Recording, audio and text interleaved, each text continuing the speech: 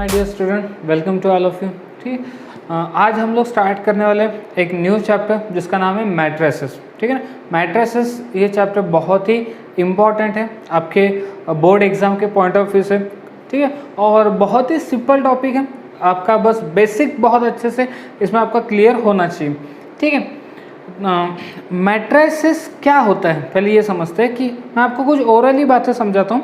ठीक है, फिर हम लोग उसके जो एक्चुअल मैथमेटिक्स पार्ट हैं उस पर आते हैं। ठीक है ना, तो मैट्रिसेस क्या होता है? मैट्रिसेस एक हमारे पास मान लो कुछ चीज़ें हैं, कुछ इन्फॉर्मेशन है, उनको एक ऑर्डर्ड फॉर्म में अरेंज करना, वही होता है मैट्रिसेस। ठीक है ना, जैसे कि जस्ट एग्जाम्पल के लिए मान लो कि एक स्टूडेंट है, कोई भी नाम लेते, मान लो सिमरन एक स्टूडेंट है, उसके पास है 15 बुक, उसको ऐसा एक मैट्रिक्स बना लिया हमने और इसमें रख दिया 15। तो ये क्या हो गया? ये मैट्रिक्स हमको एक बता रही है कि ये क्या अरेंजमेंट है, और ये 15 हमें क्या बता रहा है? नंबर ऑफ बुक्स को बता रहा है। अब मान लो उसी सिमरन के पास 15 बुक और 5 पेन है, तो इसको कैसे अरेंज करेंगे? इसको अरेंज करेंगे 15 5। तो ये क्या होगी? ये हमारे पास इन्फॉर्मेशन है कि सिमरन नाम के एक स्टूडेंट है जिसका 15 बुक्स है, 5 पेन्स है। तो ये जो इन्फॉर्मेशन गिवन दी, इसको अरेंज किया हमने। ठीक है, जैसे ये फर्स्ट 15 क्या रिप्रेजेंट कर रहा है? नंबर ऑफ बुक्स रिप्रेजेंट कर रहा है, ये बुक्स को रिप्रेजेंट कर रहा है, ये 5 क्या रिप्रेजेंट कर रहा है? पेन को रिप्रेजेंट कर रहा है। तो ये अरेंजमेंट को हम लोग कहते हैं मैट्रिक्स। अब मान लो हमारे पास कोई 2 स्टूडेंट है, एक है सिमरन और एक है फौजिया। ठीक है, सिमरन के पास 15 बुक है और 5 पेन है, फौजिया के पास 10 बुक है और 3 पेन है। तो ये जो इन्फॉर्मेशन हमें गिवन है, इसको एक मैट्रिक्स के फॉर्म में कुछ ऐसे लिखते हैं हम लोग, 15 5 10 3। तो ये देखो, इस अरेंजमेंट को हम लोग कहते हैं मैट्रिक्स। इस अरेंजमेंट को हम लोग क्या कहते हैं? मैट्रिक्स।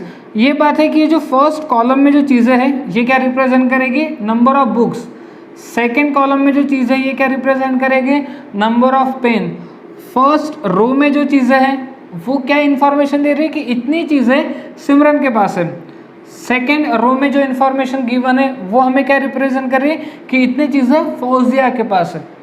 तो बेसिकली मैट्रिक्स क्या होता है? मैट्रिक्स होता है अरेंजमेंट ऑफ नंबर्स और functions in a ordered form.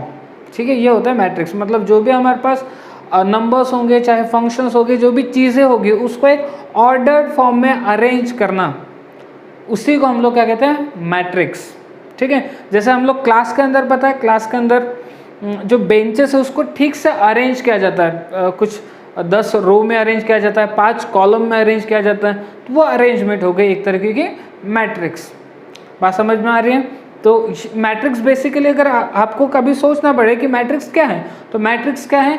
कुछ चीज़ों का इंफॉर्मेशन एक ऑर्डर्ड फॉर्म में अरेंज करना, उसे हम लोग कहते हैं मैट्रिक्स। अब आते हैं इसके जो डेफिनेशन है, टेक्स्ट बुक वाइज डेफिनेशन है, जो उसके एक टेक्निकल जो डेफिनेशन है उस पर डिस्कशन करते हैं। तो इसको जो डेफिनेशन, उसको देखो, a matrix is an ordered arrangement of numbers और फंक्शंस। मैट्रिक्स क्या है? एक ऑर्डर्ड फॉर्म में अरेंजमेंट करना है, किसका? नंबर्स का या फिर फंक्शंस का। मतलब यहाँ पे ये देखो, एक ढांचा टाइप बना के रखा है मैंने मैट्रिक्स का। ये सारे क्या हो सकते हैं? ये सारे नंबर हो सकते हैं, या ये सारे क्या हो सकते हैं? ये सारे फंक्शंस हो सकते हैं। फंक्शन मतलब साइन, कॉस, टैन, ये भी हो सकता है, log, exponential function, logarithmic function, जो भी है, इस मैट्रिक्स के अंदर फंक्शंस भी आ सकते हैं, नंबर्स भी आ सकते हैं। अच्छा, जो नंबर्स है वो कोई भी हो सकते हैं, जैसे रियल नंबर भी हो सकते हैं या कॉम्प्लेक्स नंबर भी हो सकते हैं। बट बेसिकली मैट्रिक्स क्या है? मैट्रिक्स क्या है? ऑर्डर्ड अरेंजमेंट ऑफ नंबर्स और फंक्शंस। ठीक है, तो ये जो है, ये आपके सामने मैंने मैट्रिक्स की जो एक्चुअल डेफिनेशन है वो लिख के रखी है। तो मैट्रिक्स को किससे डिनोट करते हैं? मैट्रिक्स को हमेशा एक कैपिटल लेटर से डिनोट किया जाता है। मैट्रिक्स को हमेशा एक कैपिटल लेटर से डिनोट किया जाता है। कैपिटल लेटर आप ए यूज़ कर सकते हो, बी यूज़ कर सकते हो, सी यूज़ कर सकते हो, अच्छा लगे तो एस यूज़ कर सकते हो, एस फॉर शहबाज सर, ठीक है। तो आपके हिसाब से जो आपको लेटर अच्छा लगे आप वो लेटर का यूज़ कर सकते हो, कैपिटल लेटर्स, ठीक है। और मैट्रिक्स में जो हमारे पास इंफॉर्मेशन दी है उसको ना ऐसे ब्रैकेट के अंदर ना क्लोज किया जाता है, ऐसा ब्रैकेट बनाते हैं हम लोग, और जो भी इंफॉर्मेशन उसको एक ऑर्डर्ड फॉर्म में एक ब्रैकेट के अंदर एनक्लोज कर देते हैं, अरेंज कर देते हैं, ठीक है। अब ध्यान से देखो, इसे हम लोग कहते हैं एलिमेंट्स, जैसे ये सारे जो है इसको हम लोग एलिमेंट्स कहते हैं या मेंबर्स भी कहते हैं, क्या क्या बोलते हैं उसको, ये जो सब कुछ लिखा है ना अंदर में इसको हम लोग एलिमेंट्स भी कहते हैं या इसको हम लोग मेंबर्स भी कहते हैं या फिर इसको हम लोग एंट्रीज भी कहते हैं, ठीक है, ये सब है। तो देखो अब ये जो एलिमेंट है इसकी पोजीशन क्या है, ये फर्स्ट रो और फर्स्ट कॉलम में, अच्छा ये क्या है, सारे के सारे रोज है, ये सभी के सभी क्या है, रो है, फर्स्ट रो, फिर ये सेकेंड रो, ये क्या है सेकेंड रो, ये थर्ड रो, ऐसा करते करते ये कौन सी रो होगी, देखो AM1 AM2 AM3, मतलब ये कौन सी रो होगी, ये होगी mth रो, कौन सी रो होगी, mth रो। अच्छा ये क्या है, कॉलम, ये है फर्स्ट कॉलम, इसको हम लोग कहते हैं कॉलम, ये क्या हो गया सेकेंड कॉलम, ठीक है, ये क्या हो गया थर्ड कॉलम, इसको हम लोग कहेंगे थर्ड कॉलम। तो ऐसे करके देखो first column second column, first column second column third column, तो ये हो जाएगा इन जनरल, देखो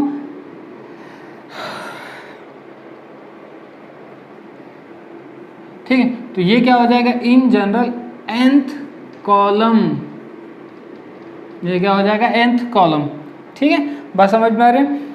तो ये जो फर्स्ट है ये 1 और ये 1, A11 A12 A13, तो जो फर्स्ट रो में जो एलिमेंट आ रहे हैं ना उसमें जो पहला नंबर है नहीं हमेशा 1 आएगा, क्यों 1 आएगा, क्योंकि जो पहला नंबर है ये क्या रिप्रेजेंट कर रहा है, रो नंबर, और रो नंबर क्या रिप्रेजेंट कर रहा है, रो नंबर।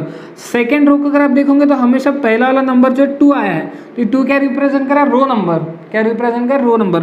वैसे करते करते इन जनरल आई क्या रिप्रेजेंट कर रहा है, रो नंबर, आई क्या रिप्रेजेंट कर रहा है, रो नंबर, यहाँ पे लिख देता हूँ आई रिप्रेजेंट रो नंबर, और जे क्या रिप्रेजेंट करेगा, कॉलम नंबर, जे क्या रिप्रेजेंट करेगा, कॉलम नंबर, ठीक है, बात समझ में आ रही है। तो देखो एक ही डेफिनेशन के अंदर मैं काफ़ी सारी चीज़ें आपको क्लियर कराने वाला हूँ। तो इन जनरल ए आई जे क्या रिप्रेजेंट करेगा, position of element, position of element, A आई जे क्या रिप्रेजेंट करता है, एलिमेंट्स की पोजीशन क्या है, जैसे होता है ना हमारे घर के एड्रेस होते हैं, उसी तरीके से यहाँ पे जो एलिमेंट्स लिखे जाएंगे उनकी पोजीशन किससे दिखाएंगे, ए आई जे से। तो अगर मैं लिखूँ कि A12 की पोजीशन क्या होगी, A12 एक एलिमेंट है तो उसकी पोजीशन क्या होगी, वो होगा फर्स्ट रो और सेकंड कॉलम में। अगर मैं ऐसा लिखूँ A31, तो A31 आपको क्या बताएगा कि पोजीशन कहाँ पर होगा, वो थर्ड रो फर्स्ट कॉलम में। या फिर अगर मैं ऐसा लिखूँ 43, तो ये A43 क्या रिप्रेजेंट कर रहा है कि जो ये जो एलिमेंट है कहाँ पे है, फोर्थ रो और थर्ड कॉलम में है। तो इन जनरल ए आई जे क्या रिप्रेजेंट करता है, पोजीशन ऑफ एलिमेंट, ए आई जे क्या रिप्रेजेंट करता है, position of element in the matrix, कि मैट्रिक्स के अंदर उस एलिमेंट की पोजीशन क्या है, जिसमें आई क्या बताएगा आपको, आई बताएगा कि वो कौन से रो में है, रो नंबर बताएगा, और जे क्या बताएगा कौन से कॉलम में है, कॉलम नंबर बताएगा, ठीक है। अच्छा अब ध्यान से देखो, ये first row second row third row fourth row fifth row ऐसा ऐसे आते जाएगा, तो कितनी रो आई है, देखो लास्ट में m रो आई है, कितनी रो आई है, m row, first column second column third column, ऐसे करते करते करते करते लास्ट में कहाँ तक गया, देखो n। मतलब इस मैट्रिक्स के अंदर m क्या रिप्रेजेंट करेगा, m रिप्रेजेंट करेगा number of row, m represent करेगा नंबर ऑफ रो। अब इसमें कंफ्यूज मत हो जाना, i और m में कंफ्यूज मत होना। i क्या है, रो नंबर, मतलब ये i बता रहा है आपको कि कौन से नंबर की रो होगी वो बताएगा, और m क्या बताएगा कि कितने रो होंगे। जैसे ये जो 2 है ये 2 क्या बता रहा है, ये 2 बता रहा है कि कौन सा नंबर की रो है, ये 1 क्या बता रहा है कौन सा नंबर की रो है। तो वैसे आई का बता रहा है कि रो का नंबर बताएगा कि फर्स्ट रो है, सेकंड रो है, थर्ड रो है, fourth row and so on. और ये एम क्या बताएगा, नंबर ऑफ रोज के कितने रोज आ रही है उसके अंदर, 1 रो आ रही है, 2 रो आ रही है, 3 रो आ रही है, 4 रो आ रही है, ये फर्क है। ठीक है, जे क्या बता रहा है, कॉलम नंबर की फर्स्ट कॉलम होगा, सेकंड कॉलम होगा, थर्ड कॉलम होगा या फोर्थ कॉलम होगा या एंड सो ऑन। और एन क्या बताएगा, एन बताएगा नंबर ऑफ कॉलम, तो एन बताएगा कि उसके अंदर कितने कॉलम आएंगे। बात समझ में आ रही है, ठीक है, ओके। तो देखो हमने क्या देखा है अभी, हमने ये देखा कि किसी भी मैट्रिक्स को कैपिटल लेटर से रिप्रेजेंट करना है, जो भी इंफॉर्मेशन है उसको क्या करना है, एक ऐसा बॉक्स के अंदर, एक रेक्टेंगुलर बॉक्स के अंदर एक ऑर्डर्ड फॉर्म में क्या करना है, अरेंज करना है। ठीक है, ए आई जे क्या बता रहा है, ये देखो बीच में यहाँ पे देखो ए आई जे है, तो इन जनरल ए आई जे क्या बताता है, पोजीशन ऑफ एलिमेंट, की एलिमेंट की पोजीशन क्या है, वो एलिमेंट कहाँ पे होगा, कहाँ पे लाई कर रहा होगा, ये बताएगा ए आई जे। जिसमें आई क्या बताएगा, रो नंबर, कि वो कौन से रो में है, और जे क्या बताएगा, कॉलम नंबर, वो कौन से कॉलम में है। एम क्या बताएगा, एम बताएगा नंबर ऑफ रोज, कि उस मैट्रिक्स के अंदर कितने रो आ रहे हैं। एन क्या बताएगा, नंबर ऑफ कॉलम, उस मैट्रिक्स के अंदर कितने कॉलम आ रहे हैं। ठीक है, और यहाँ पे देखो कॉर्नर में लिखा है m/n, इसको रीड करना है आपको, m into नहीं, m/n। तो ये m/n जो है ना, m/n क्या लिखूं, इधर लिख लेता हूँ, तो m/n को हम लोग बोलते हैं कि ये है order of a matrix, order of a matrix. m/n क्या बताएगा, ऑर्डर ऑफ अ मैट्रिक्स, के उस मैट्रिक्स का ऑर्डर क्या है। ऐसे क्वेश्चंस भी आते हैं, find order of a matrix. तो ऑर्डर ऑफ मैट्रिक्स यानी क्या, m/n, मल्टीप्लाई नहीं करना है, मल्टीप्लाई कर दोगे तो टोटल नंबर ऑफ एलिमेंट्स मिल जाएंगे अपने को, तो उसके अंदर कितने एलिमेंट्स आएंगे ये मिल जाएगा। बट अगर ऑर्डर पूछा जाए तो m/n बताना है, जिसमें m क्या होगा, m बताएगा कि नंबर ऑफ रोज और n बताएगा नंबर ऑफ कॉलम। ठीक है, तो इतनी बातें समझ में आ गई। आई होप कि जो आपको छोटी छोटी चीज़ें मैंने समझाया वो क्लियर हो चुकी होगी इस एक डेफिनेशन के थ्रू। ठीक है ना, ओके। ठीक है, तो अभी मैंने आपको एक डेफिनेशन लिखा के दिया था, वो डेफिनेशन थ्योरी फॉर्म में थी। ठीक है, एक डेफिनेशन मैट्रिक्स के मैथमेटिकल फॉर्म में भी लिखी जाती है। एक मैट्रिक्स है ए, उसके अंदर एलिमेंट्स आएंगे ए आई जे, उसके अंदर कौन से एलिमेंट्स आएंगे, ए आई जे। आई होप कि आपको ए आई जे का कंसेप्ट अच्छे से क्लियर हुआ होगा कि ए आई जे क्या बताएगा, पोजीशन ऑफ एलिमेंट, और ऐसा इसके चरणों में, ठीक है, इस मैट्रिक्स के चरणों में हम लोग क्या लिखेंगे, m/n। ये m/n क्या बताएगा, ऑर्डर ऑफ मैट्रिक्स, जिसमें m क्या होता है, m होता है नंबर ऑफ रोज, कि कितने रोज आएंगे। n क्या होता है, number of column, number of column.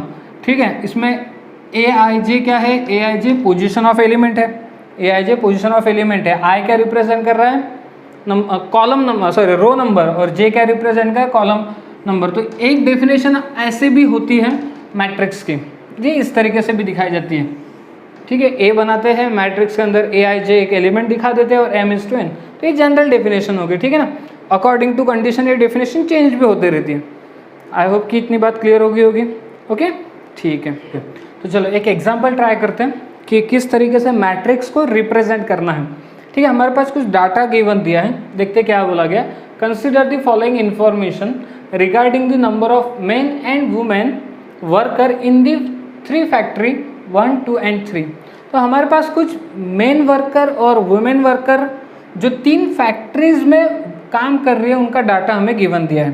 जैसे फैक्ट्री 1 में मेन वर्कर 30 है, फैक्ट्री 2 में मेन वर्कर 25 है, फैक्ट्री 3 में main worker number of workers 27 है।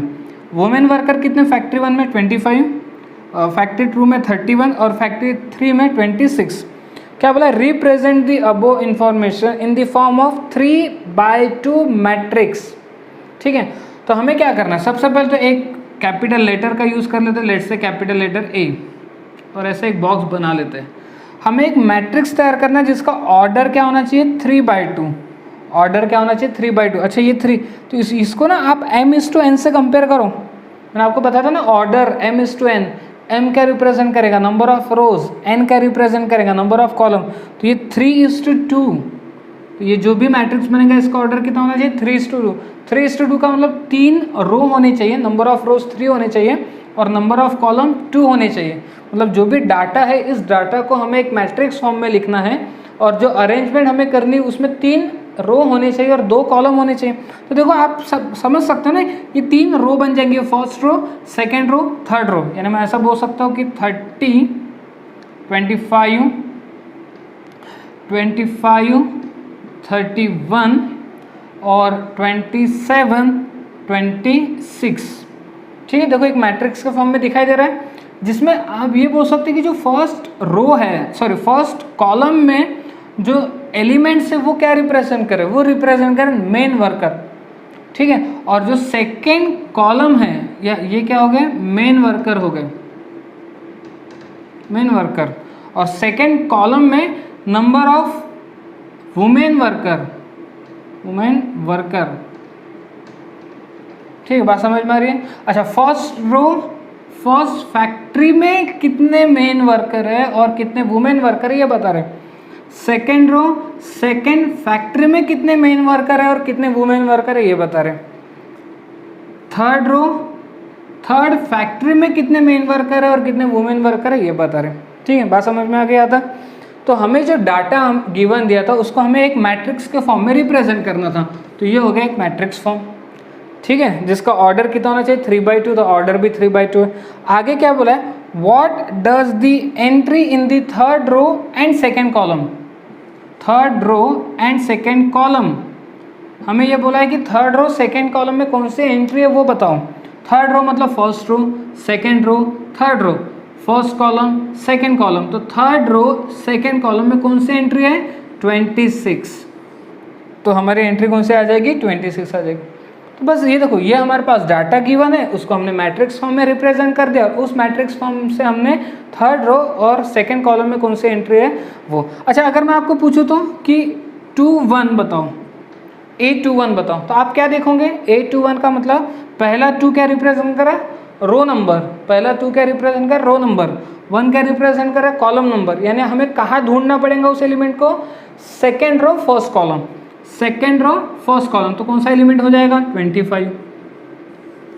आ रही है बात समझ में, ठीक है, ओके। नेक्स्ट एग्जांपल पे आते हैं। नेक्स्ट एग्जांपल में क्या हो रहा है, if a matrix has 8 element, what are the possible order it can have. एक मैट्रिक्स के अंदर अगर 8 एलिमेंट है तो उस मैट्रिक्स के कितने पॉसिबल ऑर्डर हो सकते हैं।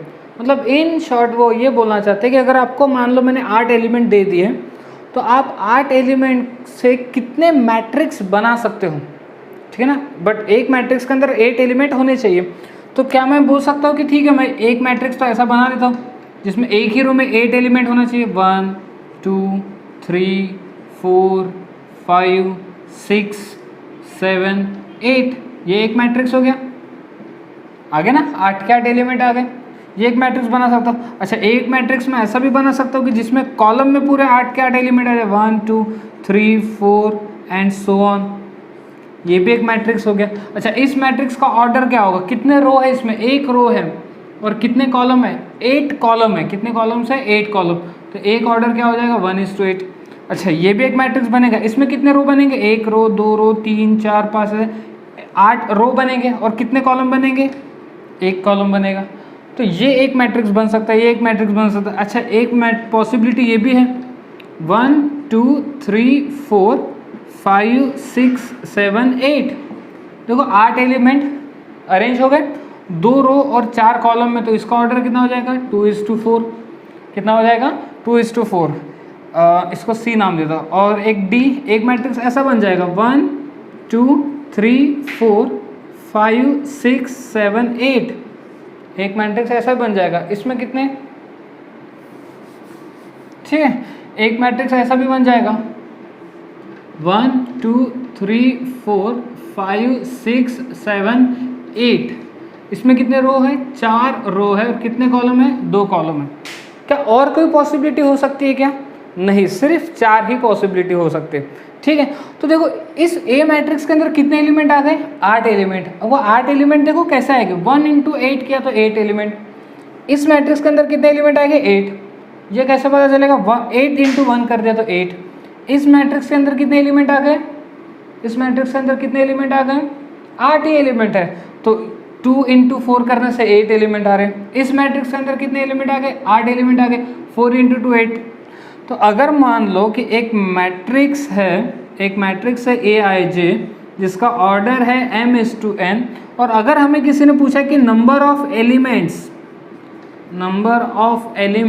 इन matrix A, number of elements in matrix है, तो फॉर्मूला क्या होगा, m इंटू n। क्या हो जाएगा फॉर्मूला, m इंटू n। ठीक है। तो अगर आपके पास एक मैट्रिक्स है जिसमें 8 एलिमेंट है, तो आप ऐसे कितने मैट्रिक्स बना सकते हो जिसमें अलग अलग ऑर्डर होने चाहिए। तो ऐसे 4 मैट्रिक्स बनेंगे, 1 मैट्रिक्स, 2 मैट्रिक्स, 3 और ये 4, ऐसे 4 मैट्रिक्स बनेंगे। ठीक है, बात समझ में आ रही है। ओके। तो अगर मान लो कि हमारे दिमाग में ये क्लिक नहीं हो रहा है कि ये सब मैट्रिक्स हमारे बनाने में क्लिक नहीं हो रहा है, तो फिर क्या करें। तो ये सोचो कि नंबर ऑफ एलिमेंट्स कितने हैं, नंबर ऑफ एलिमेंट्स है 8, नंबर ऑफ एलिमेंट्स है 8। तो ऑर्डर क्या क्या बनेगा, तो ऐसे 2 नंबर देखो, ऐसे 2 नंबर को स्प्लिट अप करो जिनका मल्टीप्लिकेशन 8 आना चाहिए। तो एक हो जाएगा 1 इंटू 8, ये एक ऑर्डर बनेगा। ठीक है ना, 1 इंटू 8 8। या फिर एक ऑर्डर ए भी बन जाएगा 8:1, या एक ऑर्डर ए भी बनेगा 2:4, एक ऑर्डर ए भी बनेगा 4:2। क्या आपको लगता है कि क्या और कोई पॉसिबिलिटी होगी जिनका मल्टीप्लिकेशन करने पे 8 आ जाए।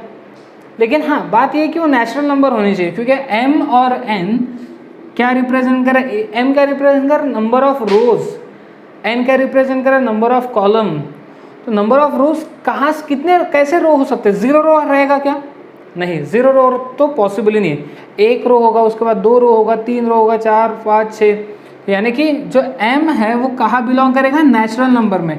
n कहाँ बिलोंग करेगा, ये भी नेचुरल नंबर में ही बिलोंग करेगा, क्योंकि n क्या रिप्रेजेंट कर रहा है number of column. First column 1 column, second column, third column, fourth. ऐसा कभी हो सकता है कि 4.2 कॉलम बनेंगे क्या, नहीं। 4.3 कॉलम बनेंगे क्या, नहीं। 1/2 कॉलम बनेंगे क्या, नहीं।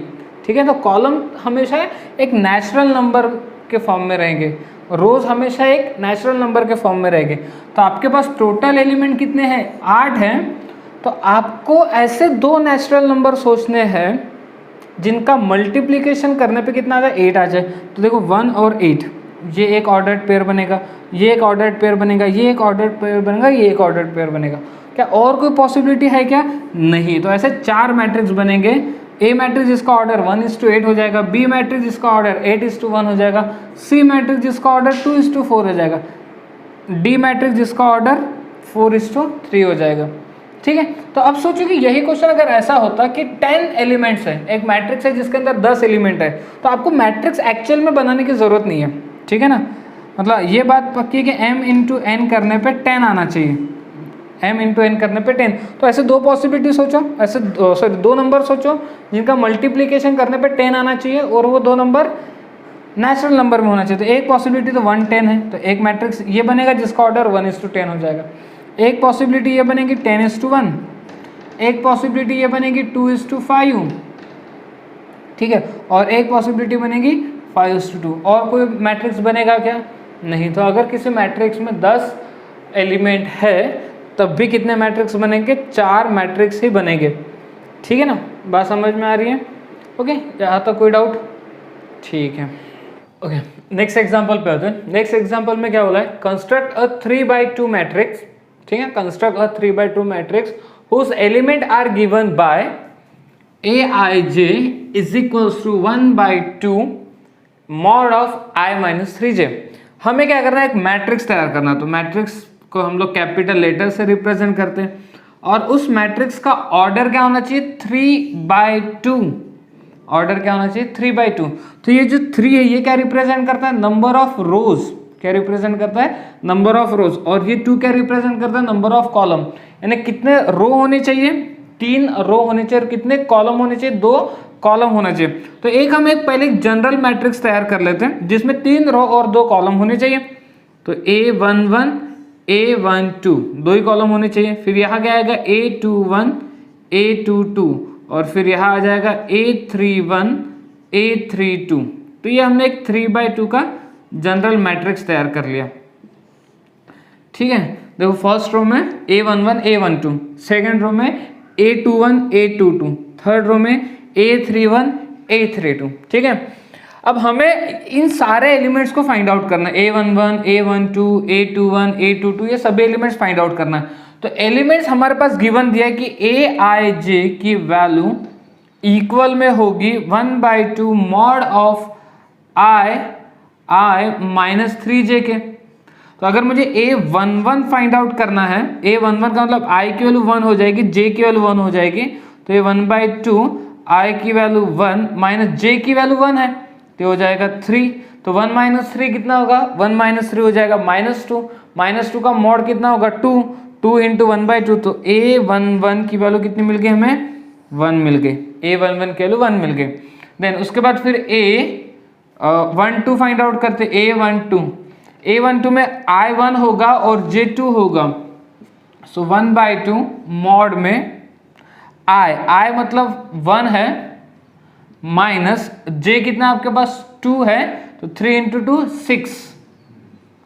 तो A12 कितना बोला आपने, 1 माइनस 6 -5 मॉड के अंदर तो +5 हो जाएगा, यानी कितना आ गया 5/2 A12 आ गया। फिर A21 फाइंड आउट करते, A21 तो इस बार I कितना है आपका 2 है, J कितना है 1 है, सो 1/2 I कितना है 2 है माइनस J कितना है 1 है, तो 3 इंटू 1 हो जाएगा 3। ठीक है, अच्छा 2 माइनस 3 कितना होता है -1 का मॉड 1 इंटू 1/2 तो 1/2 आ जाएगा, A21 आ गया। फिर A22 फाइंड आउट करते, इस बार I भी 2 है और J भी 2 है, तो रखो इसमें I2 2 माइनस J2 है, तो 3 इंटू 2 6। तो 2 माइनस 6 कितना -4 का मॉड +4 इंटू 1/2 2। तो A22 की वैल्यू कितनी आ गई 2, A22 की वैल्यू कितनी आ गई 2। ठीक है, फिर आते हैं A31 पे। सो A31 इस बार I कितना है 3 है और J कितना है 1 है, I कितना है 3 है, J कितना है 1 है, सो 1/2 3 माइनस J1 है, तो 3 इंटू 1 3 हो जाएगा। तो A31 की वैल्यू कितनी आ जाएगी 0, A31 की वैल्यू आ जाएगी 0। ठीक है, और फिर लास्ट में फाइंड आउट करते हैं A32 इस बार I की वैल्यू कितनी है 3 है माइनस J की वैल्यू कितनी है 2 है, तो 3 इंटू 2 6 हो जाएगा। 3 माइनस 6 -3 हो गया, -3 का मॉड +3 हो गया, 3 इंटू 1/2 3/2। तो A32 की वैल्यू कितनी आ गई 3/2। तो हमने सभी वैल्यूज को फाइंड आउट कर लिया, सभी वैल्यूज को इसमें पुट अप कर लेते हैं। तो मैट्रिक्स A हमें क्या मिलेगा, देखो A11 कितना आया 1, A12 कितना आ गया A12 5/2, तो यहाँ पे आ जाएगा 5/2। ठीक है, उसके बाद A21 कितना आया, A21 आ गया 1/2, A22 कितना आ गया 2, A31 कितना आया था A31 0 और A32 कितना आ गया 3/2। तो ये हमें मिल गया एक मैट्रिक्स A। इस तरीके से हमने मैट्रिक्स तैयार कर लिया। ठीक है ना, तो बहुत ही आसान है, मुझे नहीं लगता कि आपको इसमें कोई ज़्यादा दिक्कत होगी करके। ठीक है ना, ओके ठीक है। चलो आगे बढ़ते हैं, आगे नया टॉपिक डिस्कस करते हैं which is types of matrix. Matrix के हमारे पास कितने टाइप्स हैं, ठीक है, जिसमें सबसे पहला है रो मैट्रिक्स। रो मैट्रिक्स नाम से समझ गए होगे आप लोग कि एक ऐसा मैट्रिक्स जिसमें सिर्फ एक ही रो आता हो। जैसे एग्जांपल के तौर पे एक मैट्रिक्स ए है 1 2 3, एक ही रो है, कॉलम भले ही कितने हो जाए, ठीक है ना, कोई प्रॉब्लम नहीं। एक बी मैट्रिक्स है 1 2, कितने रो है इसमें, एक ही रो है, कॉलम कितने 2 है। एक सी मैट्रिक्स, ये देखो ये भी क्या है, एक रो मैट्रिक्स है। रो देखना है हमें, क्या देखना है, रो कितना है, एक ही है, तो ये हो जाएगा रो मैट्रिक्स। बात समझ में आ रही है। तो एक ऐसा मैट्रिक्स जिसमें नंबर ऑफ रोज कितने होने चाहिए 1, नंबर ऑफ रोज कितने होने चाहिए 1। अच्छा आप इसका ऑर्डर बता सकते हो, इसका ऑर्डर m/n होता है, याद है ना, ऑर्डर क्या होता है m/n, जिसमें n क्या बताता है आपको, m बताता है नंबर ऑफ रोज और n बताता है नंबर ऑफ कॉलम। तो इसमें कितने रो है, एक रो है, कितने कॉलम है, 3 कॉलम है, इसका ऑर्डर कितना हो जाएगा 1:3। इसमें कितने रोज है, एक ही रो है और कितने कॉलम है, 2 कॉलम है, तो ऑर्डर हो जाएगा 1:2। इसमें कितने रो है, एक रो है और कितने कॉलम है, एक ही कॉलम है, तो इसका ऑर्डर कितना हो जाएगा 1:1। ठीक है, एक मैट्रिक्स और आपके लिए लिख देता हूँ, तो एक डी मैट्रिक्स ले लेते हैं, 1 2 3 4 5, ये एक मैट्रिक्स है, एक ही रो है, ठीक है ना, एक ही रो है, तो इसका ऑर्डर क्या होगा 1:2। कितने कॉलम है, 1 2 3 4 5 कॉलम है, तो ऑर्डर क्या हो जाएगा 1:5। तो अगर मैं आपको डेफिनेशन पूछूं, फॉर्मल डेफिनेशन तो आप बता सकते हो, एक ऐसा मैट्रिक्स जिसमें एक ही रो आती है उसको बोलते हैं row matrix. A matrix which contain only one row is called row matrix. ठीक है, बट अगर हम लोग मैथमेटिकल लैंग्वेज में इसके डेफिनेशन देखना चाहें तो हम बोल सकते हैं कि एक मैट्रिक्स ए होगा जिसमें Aij एलिमेंट आएंगे। अब ध्यान से देखना, रो मैट्रिक्स में जो m की वैल्यू है वो हमेशा कितनी रहेगी, 1 रहेगी। m की वैल्यू हमेशा 1 रहेगी, क्यों 1 रहेगी, क्योंकि उसमें हमेशा एक ही रो आएगा। n की वैल्यू चेंज हो सकती है, अगर 3 कॉलम है तो n की वैल्यू 3 होगी, 2 कॉलम है तो n की वैल्यू 2 होगी, एक ही कॉलम है तो n की वैल्यू 1 होगी, 5 कॉलम है तो n की वैल्यू 5 होगी। यानी हम बोल सकते हैं कि ऑर्डर कितना होगा 1:n। तो देखो ये हो जाएगी एक फॉर्मल मैट्रिक्स फॉर्म वाली डेफिनेशन किसकी, रो मैट्रिक्स की। एक मैट्रिक्स ए है जिसके अंदर Aij एलिमेंट आएंगे, ये 1:n, ये इंपॉर्टेंट चीज है, ये 1:n आपको बता रहा है कि ये कौन सा मैट्रिक्स है, रो मैट्रिक्स है। बात समझ में आ रही है? ओके, नेक्स्ट टाइप पे आते हैं which is column matrix. Column matrix, ये भी नाम से आप समझ गए होंगे, ये कॉलम मैट्रिक्स जिसमें सिर्फ एक ही कॉलम आता हो। एक मैट्रिक्स ए है 1 2 3, कितने कॉलम है इसमें, एक ही कॉलम है, रो कितने हैं, 3 है, तो इसका ऑर्डर क्या हो जाएगा 3:1। ऑर्डर क्या हो जाएगा 3:1। एक बी मैट्रिक्स है, इसमें कितने कॉलम है, एक ही कॉलम है, रो कितने हैं 2 है, तो इसका ऑर्डर क्या होगा 2:1। ठीक है, तो कॉलम मैट्रिक्स की डेफिनेशन क्या हो जाएगी, अ matrix which contain only 1 column.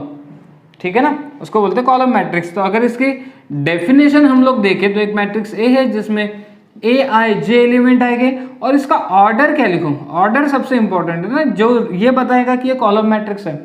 तो आप ध्यान से देखोगे तो n की वैल्यू तो हमेशा 1 आएगी, n के लिए हमेशा 1 आएगी, m भले ही चेंज होते जाएगा। ठीक है, तो ये हो जाएगा m:1।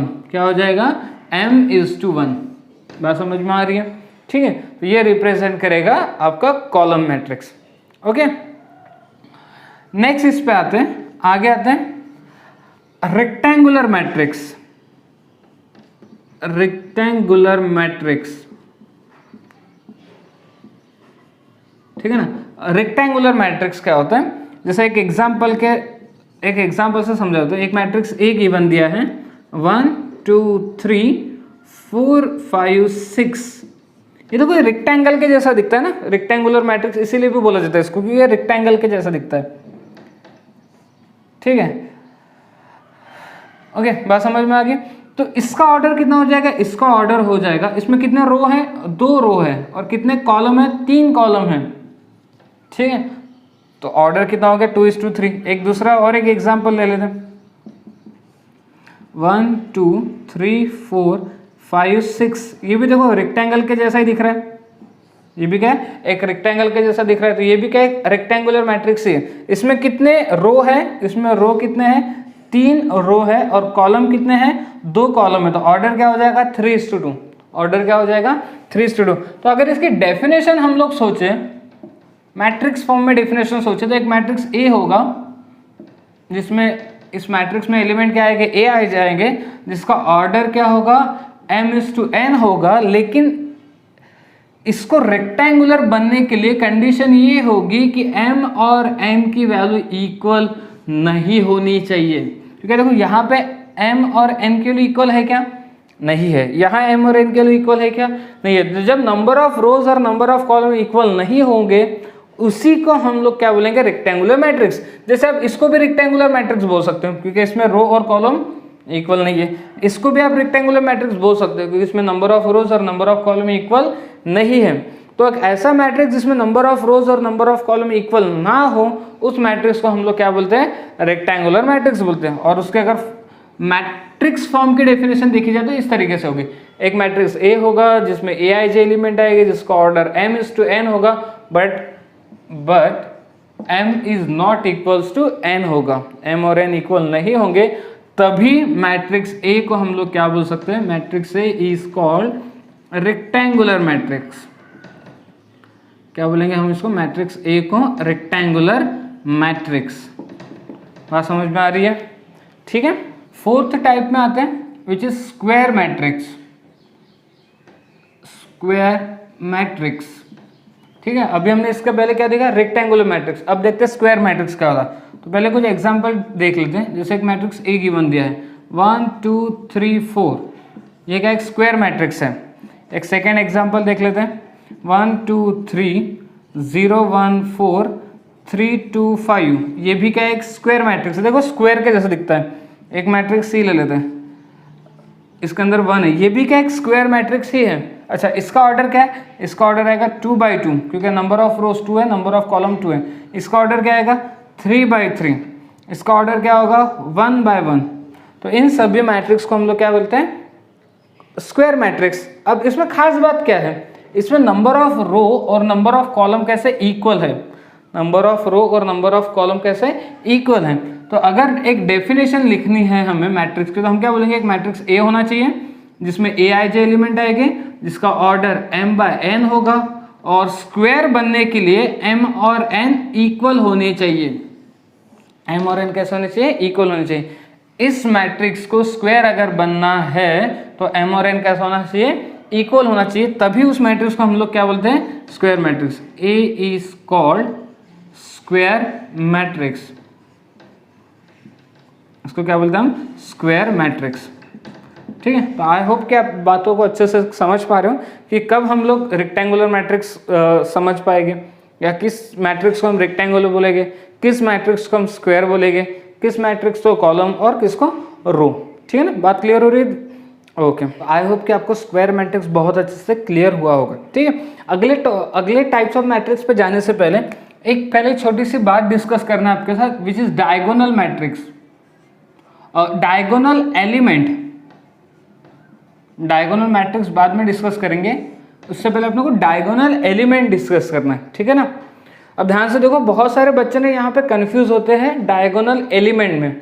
डायगोनल एलिमेंट क्या होता है? जैसे मान लो आपके पास एक मैट्रिक्स है ए, एक स्क्वायर मैट्रिक्स है 1 2 3 4 7 9 3 2 1, ये क्या आपके पास एक स्क्वायर मैट्रिक्स है। अच्छा, स्क्वायर मैट्रिक्स को कैसे दिखाते हैं हम लोग? इसमें कितने रो है? 3 रो है। कितने कॉलम है? 3 कॉलम है। ठीक है, बात समझ में आ गई? तो 3:3 इसका क्या हो जाएगा? ऑर्डर हो जाएगा।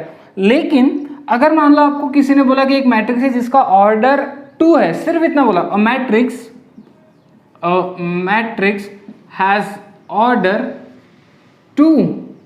अब बात आती है कि एक्चुअली ऑर्डर में तो हमें 2/2 बोलना चाहिए, 2/3, 2/1 ऐसा बोलना चाहिए। इसने तो सिर्फ ऐसा बोला कि एक मैट्रिक्स जिसका ऑर्डर क्या है? 2।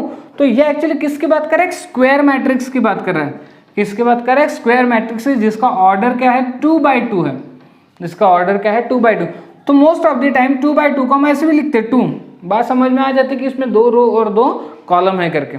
ठीक है ना? बात क्लियर हो रही है? तो ये पॉइंट आप ध्यान रखना आगे जाके।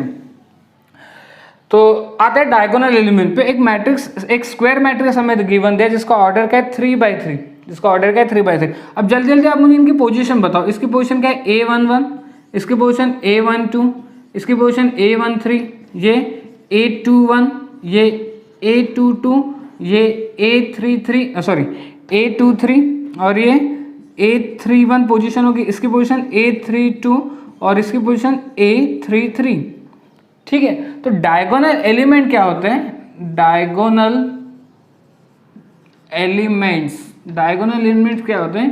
A11, A22, A33, A44, इन एलिमेंट्स को हम लोग कहते हैं डायगोनल एलिमेंट। इन एलिमेंट्स को क्या बोलते हैं? डायगोनल। अच्छा, मैं जो बोल रहा था कि बच्चे कंफ्यूज कहाँ पे होते हैं उसकी बात समझो। जैसे ये मैट्रिक्स ए बना दिया मैंने, 1 2 3 4 7 9 3 2 1, ठीक है। उन्हें क्या लगता है डायगोनल, जैसे हम लोग कभी कभी स्क्वायर के अंदर इसको भी डायगोनल बोलते हैं और इसको भी डायगोनल बोलते हैं। तो यहाँ पे भी बच्चों के दिमाग में कंफ्यूजन ये होता है कि ये भी डायगोनल है और ये भी डायगोनल है।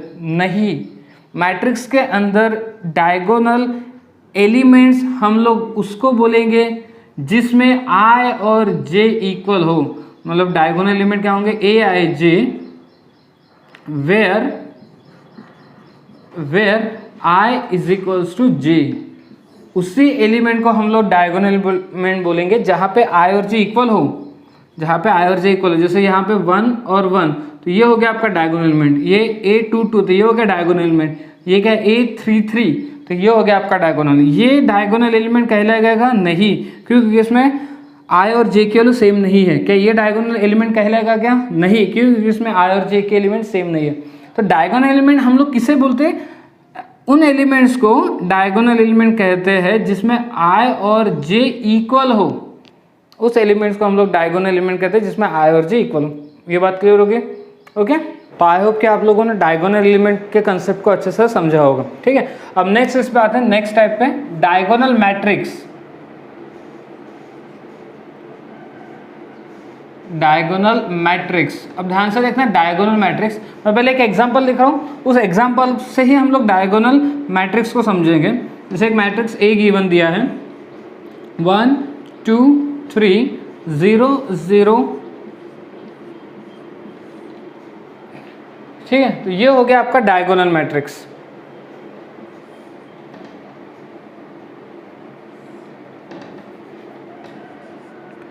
ठीक है, तो इस मैट्रिक्स को हम लोग बोलते हैं डायगोनल मैट्रिक्स। अब इसमें क्या ऐसा खास बात है, क्या पैटर्न होना चाहिए? तो एक और मैं लिख देता हूँ एग्जांपल,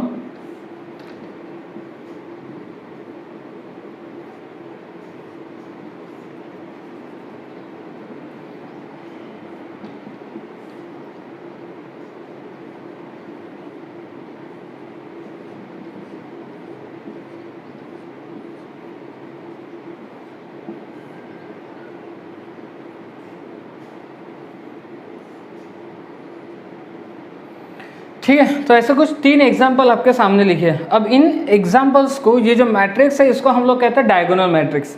ठीक है, अब देखो डायगोनल मैट्रिक्स कब बोलेंगे, किसी मैट्रिक्स को डायगोनल मैट्रिक्स कब बोलेंगे ये समझो अच्छे से। तो ये 1 2 3, इसको हम लोग क्या बोलेंगे? डायगोनल एलिमेंट बोलेंगे। 1 2 3 क्या है? डायगोनल एलिमेंट है। क्यों? क्योंकि इसकी पोजीशन क्या है? 1 1, इसकी पोजीशन क्या है? 2 2, और इसकी पोजीशन क्या है? 3 3। 1 1 क्यों? फर्स्ट रो फर्स्ट कॉलम में, 2 2 क्यों? सेकंड रो सेकंड कॉलम में, 3 3 क्यों? थर्ड रो थर्ड कॉलम में। तो ये क्या हो गया? आपके डायगोनल एलिमेंट हो गए। ये क्या हो गया? Diagonal element. और बाकी के सब क्या हो जाएंगे? Non diagonal element. बाकी के सब क्या हो जाएंगे? Non diagonal element. तो ऐसा कोई मैट्रिक्स जिसके अंदर डायगोनल एलिमेंट नॉन जीरो हो, क्या होना चाहिए? डायगोनल एलिमेंट नॉन जीरो हो और नॉन डायगोनल एलिमेंट जीरो हो। नॉन डायगोनल एलिमेंट जीरो, ऐसे मैट्रिक्स को हम लोग कहते हैं डायगोनल मैट्रिक्स। क्या बोलते हैं? Diagonal matrix. जैसे यहाँ पे भी देख लो, ये कौन सा एलिमेंट, ये कौन सा एलिमेंट है? डायगोनल एलिमेंट है। तो डायगोनल एलिमेंट कैसे है? नॉन जीरो है। और नॉन डायगोनल एलिमेंट कैसे है? जीरो है। तो इसको भी हम लोग क्या बोलते हैं? Diagonal matrix. क्या बोलते हैं? Diagonal matrix. अच्छा, यहाँ देख लो, ये क्या है? ये क्या है? एक डायगोनल एलिमेंट है और बाकी सब क्या है? नॉन डायगोनल एलिमेंट है। तो इसको हम लोग क्या बोलते हैं? Diagonal matrix. तो लेकिन तीनों एग्जाम्पल को अगर आप ध्यान से देखो तो तीनों एग्जाम्पल किसके? स्क्वायर मैट्रिक्स के। तीनों एग्जाम्पल किसके? Square matrix. इसका मतलब डायगोनल मैट्रिक्स तभी पॉसिबल है जब बेसिकली वो मैट्रिक्स क्या हो? स्क्वायर मैट्रिक्स हो। बेसिकली वो मैट्रिक्स क्या होना चाहिए? स्क्वायर मैट्रिक्स होना चाहिए। तो डेफिनेशन क्या बनेगी फिर इसकी? डेफिनेशन हम बोल सकते हैं, a square matrix, a square matrix in which all diagonal elements non zero, जितने भी डायगोनल एलिमेंट हो क्या होना चाहिए? Non zero, and all non diagonal elements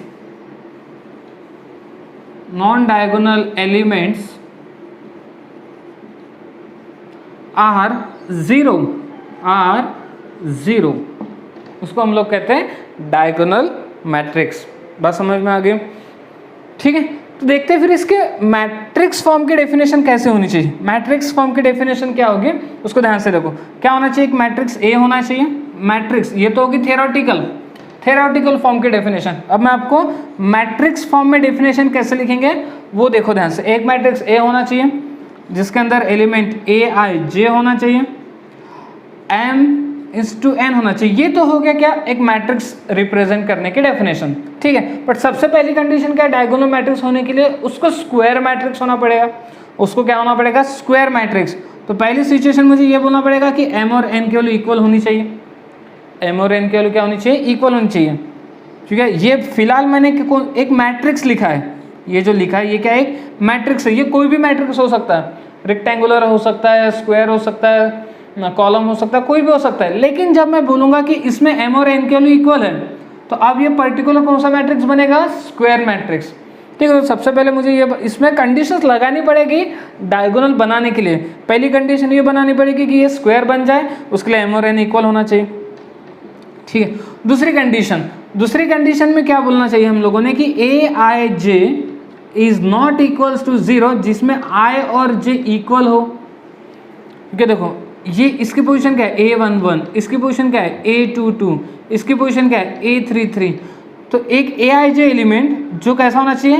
not equals to 0 होना चाहिए। ये वाले एलिमेंट नॉट इक्वल्स टू 0 होना, जिसमें i और j इक्वल होने चाहिए। बात समझ में आ रही है? तो जब मैं ये लिखता हूँ ना कि एक एलिमेंट है aij और मैं ये जब बताता हूँ कि इसमें i और j इक्वल है, मतलब मैं किसकी बात कर रहा हूँ? डायगोनल एलिमेंट की बात कर रहा हूँ। मैं किसकी बात कर रहा हूँ? Diagonal element. और डायगोनल एलिमेंट कैसा होना चाहिए? नॉन जीरो होने चाहिए। ये दूसरी कंडीशन।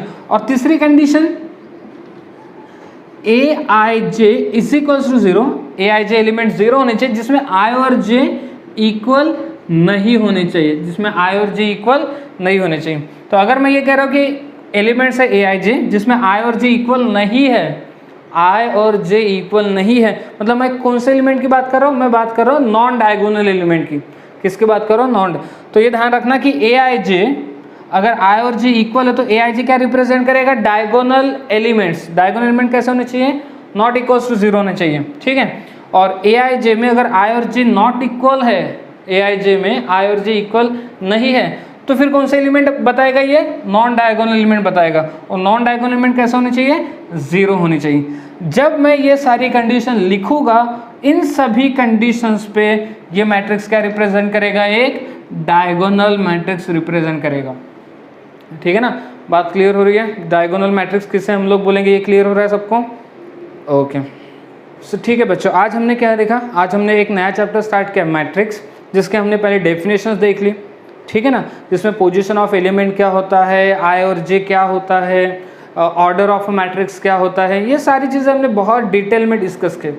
और कुछ न्यूमेरिकल भी हम लोगों ने सॉल्व किए। आई होप कि आप वो न्यूमेरिकल आप लोगों को समझ में आए होंगे। ठीक है, देन उसके बाद फिर हमने टाइप्स ऑफ मैट्रिक्स डिस्कस किया, जिसमें हमने 5 टाइप डिस्कस किए। पहला कॉलम मैट्रिक्स, दूसरा रो मैट्रिक्स, तीसरा रेक्टेंगुलर मैट्रिक्स, चौथा स्क्वायर मैट्रिक्स, पांचवा डायगोनल मैट्रिक्स। ठीक है, और बीच में डायगोनल एलिमेंट भी डिस्कस किया। तो आज के क्लास में हम लोग बस इतना ही डिस्कस करेंगे। ठीक है, टाइप्स ऑफ मैट्रिक्स कंप्लीट नहीं हुए, बट एक्चुअली वीडियो की जो लेंथ है वो काफ़ी लंबी हो रही है, काफ़ी ज़्यादा हो रही है। तो जो इसका जो रिमेनिंग टॉपिक है वो नेक्स्ट वीडियो लेक्चर में हम लोग डिस्कस करेंगे। ठीक है, सो आपको क्या करना है? वीडियो को बहुत सीरियसली देखना है, उससे रिलेटेड नोट्स बनाने हैं। ठीक है ना, नोट्स आप एक प्रॉपर वे में लिख के रखो नोट्स को। चैप्टर के एंड में मैं आपको कम्प्लीटली नोट्स प्रोवाइड करूँगा, पूरा थ्योरी पार्ट आपका इसको एक ही जगह पे आपको मिल जाएगा। बट अभी के लिए अभी आपको प्रोवाइड नहीं करूँगा, लास्ट में प्रोवाइड करूँगा, क्योंकि तब तक आप अपने हिसाब से नोट्स लिखो। जितना भी आपको समझ में आ रहा है वो पॉइंट्स आप नोट डाउन करके रखो। ठीक है ना? ओके, तो आज हम लोग यहीं पे स्टॉप होते हैं। वीडियो पसंद आया तो वीडियो को लाइक करो। ठीक है, चैनल को सब्सक्राइब नहीं किया तो पहले चैनल को सब्सक्राइब करो, क्योंकि जब भी मैं वीडियो अपलोड करूंगा आपको उसका नोटिफिकेशन आएगा। ठीक है ना, चैनल को सब्सक्राइब करने के साथ साथ ना साइड में एक बेल आइकॉन की बटन होती है, उसको भी प्रेस करो। ठीक है ना, उससे आपको पता ही है क्या होगा, जो आपके अदर फ्रेंड्स हैं, ठीक है, चाहे वो अपने इंस्टीट्यूट में हो चाहे अपने इंस्टीट्यूट में ना हो, आप उनको भी ये वीडियो शेयर करो, ताकि ये जो लॉकडाउन का जो पीरियड है जिसमें वो सब लोग घर पे बैठे फ्री बैठे हैं, ठीक है ना, उन लोगों को भी कुछ बेनिफिट मिल जाए इस वीडियो का। ठीक है, तो ये आप लोगों की मॉरल रिस्पॉन्सिबिलिटी है कि अपने दोस्तों का भी कुछ बेनिफिट किया जाए। ठीक है, तो उनको भी ये फॉरवर्ड करो। अपने जो सोशल मीडिया अकाउंट है वहाँ पे भी आप इन वीडियोस की लिंक फॉरवर्ड करो, ताकि आपके जितने भी फ्रेंड्स हैं, जितने भी कलीग्स हैं, ये सारे वीडियोस को देख पाए और उनका कुछ ना कुछ इससे बेनिफिट हो। ठीक है, ओके, तो आज हम लोग यहीं पे स्टॉप होते हैं। नेक्स्ट वीडियो लेक्चर में हम लोग टाइप्स ऑफ मैट्रिक्स को कंटिन्यू करेंगे। ठीक है, ओके।